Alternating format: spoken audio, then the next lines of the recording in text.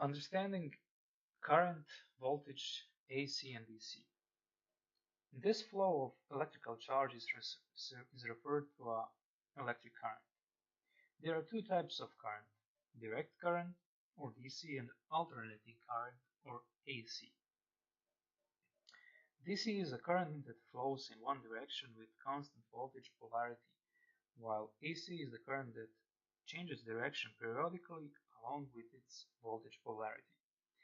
Thomas Edison and Alessandro Volta were pioneers in DC current and wrote much of electricity's history.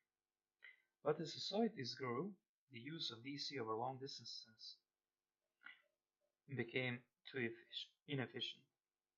Nikola Tesla changed all that with the invention of alternating current electrical systems. With AC, it is possible to produce the high voltages needed for long transmission. Therefore, today, most portable devices use DC power, while power plants produce AC.